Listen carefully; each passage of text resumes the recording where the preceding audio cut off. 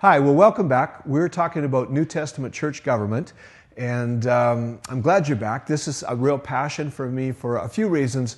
I just love it when God gives us patterns and shows us how to do things, and that we can just follow along. We're not guessing, thinking, well, I wonder how He wants us to do this. God has set out a blueprint for New Testament church government that we can follow. The other thing I love about this is, I'm a pastor. I love to see people meet Christ. I love to see people have their lives enriched. I love to see people grow spiritually. And church government is one of the things that helps us help more people. Church government isn't necessarily going to help any one individual, but when a church is governed according to biblical principles, it makes us capable of reaching so many more people and helping so many more people grow in God and have their lives really enriched. Jesus said, I've come to give you an abundant life. That's His plan for every person. And so church government is not the end-all and be-all in helping people into that abundant life, but it's a key factor. It certainly does help us reach more people. Now, I want to read some scriptures to you. I haven't got the addresses to these on the PowerPoint, but I'll tell you what they are as I'm reading them, and just give you an idea of how much the New Testament really does talk about eldership, how much it talks about biblical church government. Acts chapter 11 and verse 30, Paul and Barnabas are in the early stages of starting new churches, and as they're doing that, they find out that there's going to be a famine in Israel, and as a result of the famine, they're collecting money from people in these brand new churches, saying, "Let's help those that are the believers that are in Jerusalem."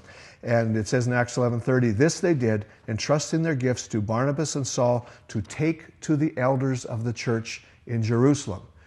Who was it that was in charge? Who was giving oversight and government to the church in Jerusalem? It was the elders.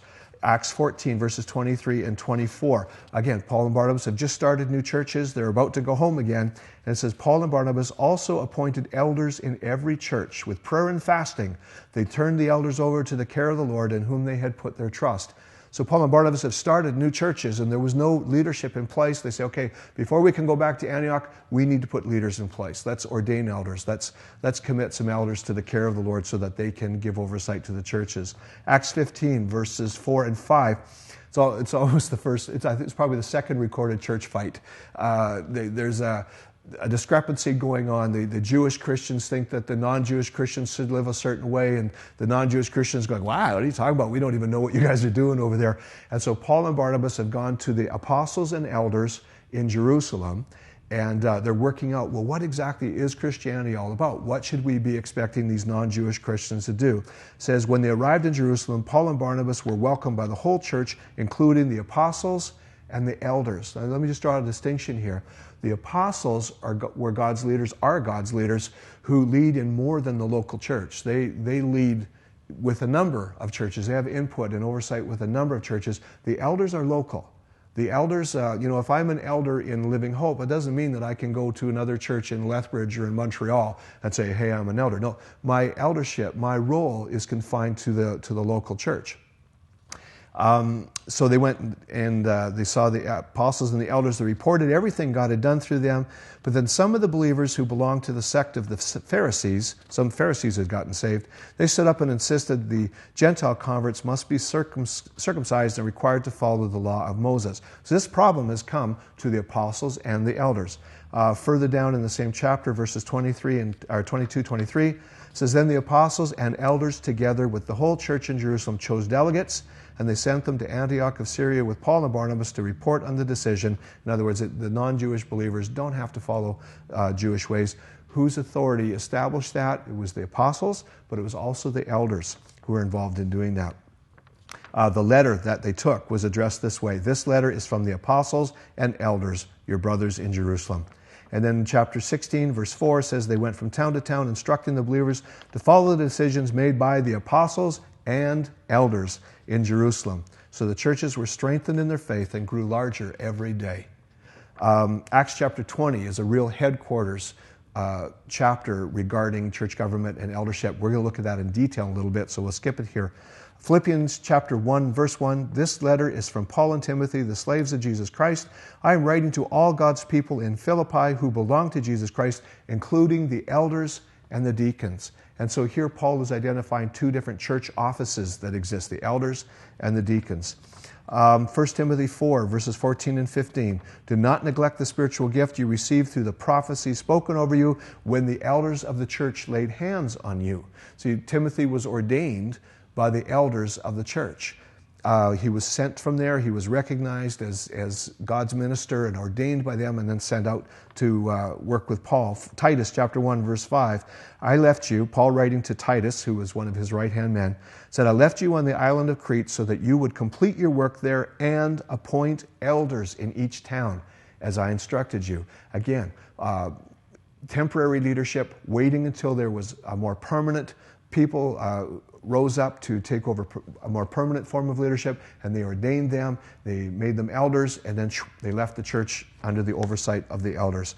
James 5, verse 14, are any of you sick? You should call for the elders of the church to come and pray over you, anointing you with oil in the name of the Lord. And then 1 Peter chapter 5, again, another headquarters few verses for eldership, and we'll look at them in detail in just a little bit. Let's go to our screen here. And we're going to ask this question, who are elders? Who are elders? Well, the first thing we see is that elders are spiritually mature. In 1 Timothy chapter 3 and verse 6, Paul warns Timothy, he says, don't ordain a novice, not somebody who's new in the faith. They need to be somebody who's mature. The word for elder is the word presbyteros, and or presbyter, and it just means older. That's all it means. It just means older.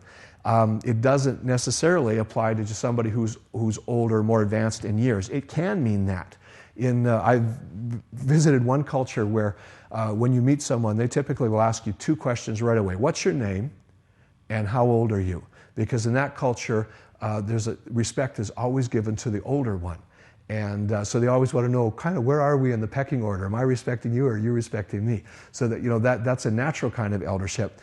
But in the Bible, their eldership is those who are spiritually mature, those who are advanced in age and experience spiritually. Also, the word's used for all kinds of secular government offices, people who, like a mayor of a city or the council members for a city, those were also called elders in the Jewish culture and in the Roman culture. So it's someone who is spiritually mature.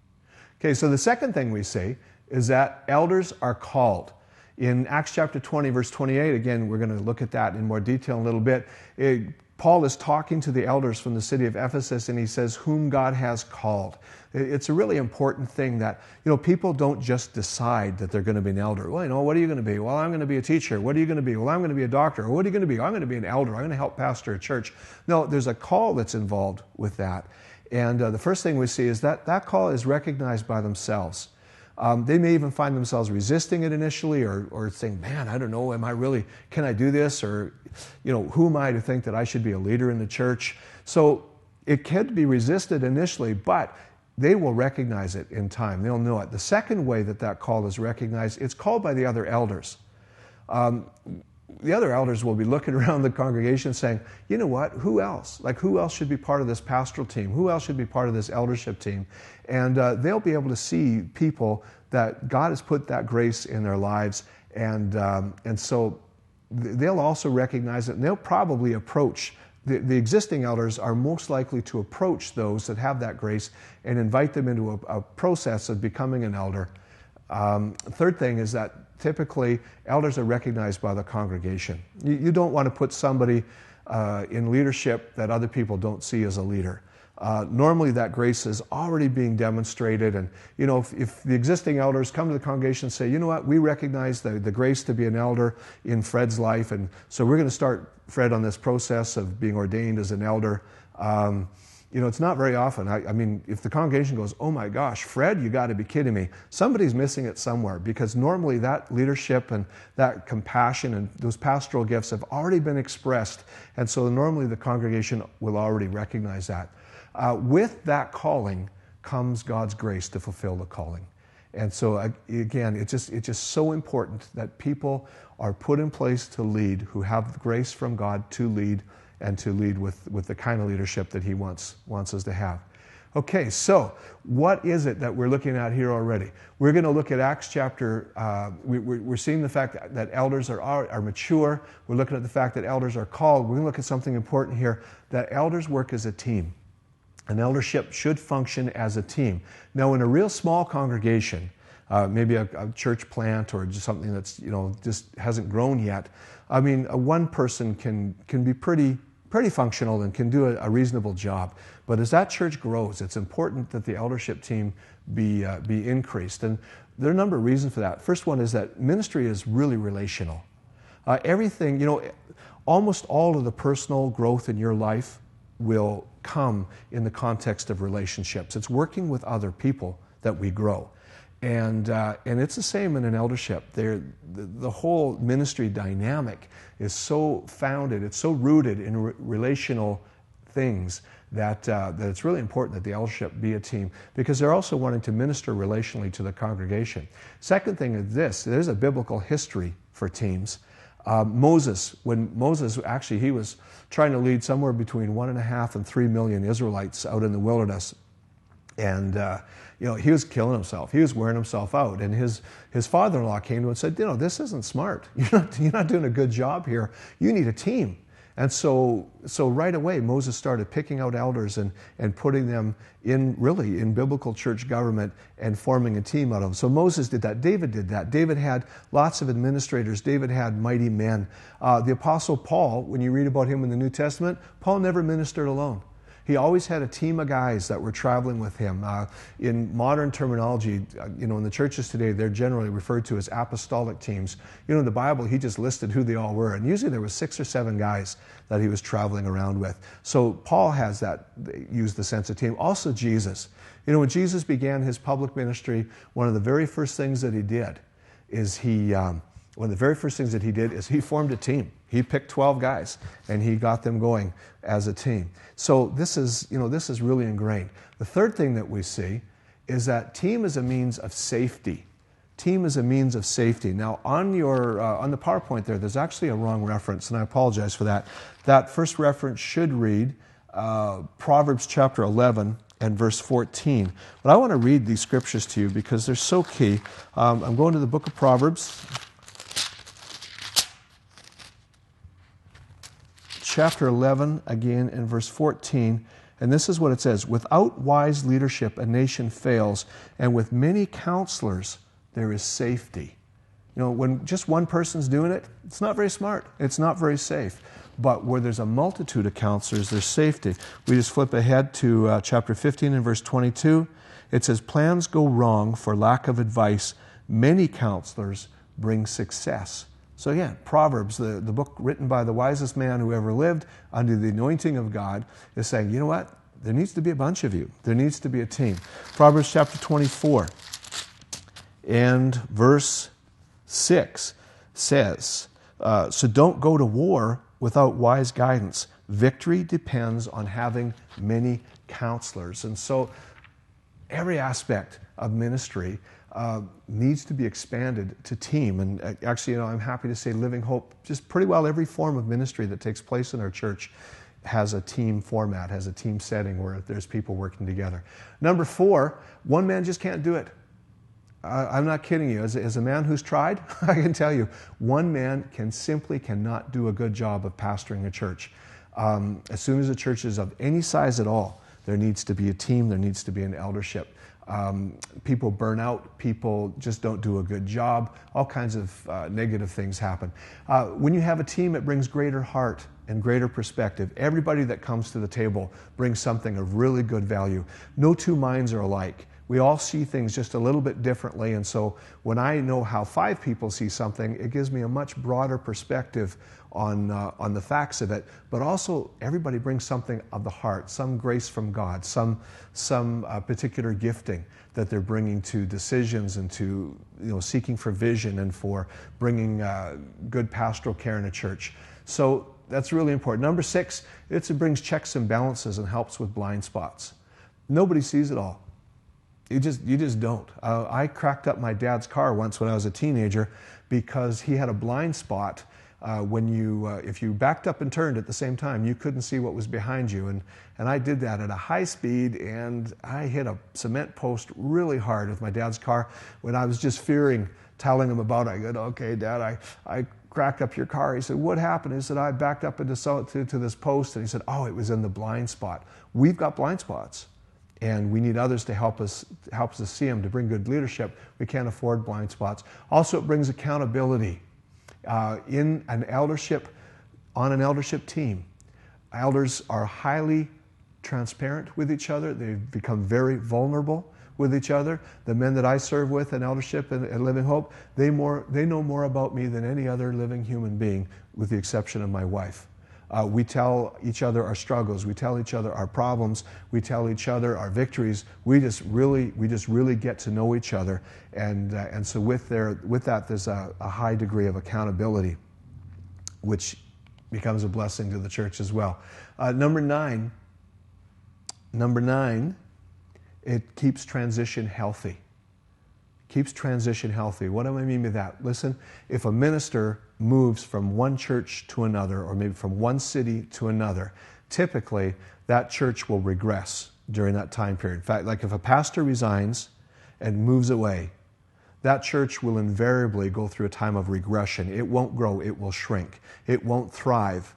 It will wither for a period of time while that transition is going on. If there's an eldership team, if one member of that team leaves, is called by God to go somewhere else, you don't really miss a beat if it's done properly, because it's a team that's leading instead of just a single person. And finally, it brings an increase of grace. I've said repeatedly in this session that the call has grace attached to it. And when an elder is doing the ministry of eldering, it's in the grace of God, it's in the power of God that is taking place. And so if 3 people join their grace together to lead, there is a huge growth, a huge increase in the grace that's being used in that role of leading the church. If 5 people, 10 people, whatever size the eldership is, everyone brings grace, and the grace increases geometrically. The grace increases wonderfully. And there's one more point that I don't have on there, but maybe I'll just throw it in. Elderships, they save marriages. They save marriages. If you have one person pastoring a church, there is a continual stress on the marriage because there's continual stress on the pastor. I don't know if you remember from the last session, when in the form of congregational government, with the congregation at the top and then the board in the middle and the pastor on the bottom.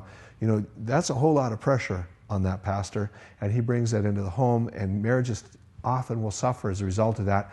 Being part of a team in leading a church can be wonderful for marriages. So, what are elders? Who are elders? Number 1, elders are spiritually mature. Number 2, elders are called. And number 3, elders are a team. The next time, we're going to deal with what elders actually do. We've been talking more about who elders are and how the team forms. Next time, we're going to talk about what elders actually do. With that, we're also going to do some talking about deacons, and I hope that you will stick with us.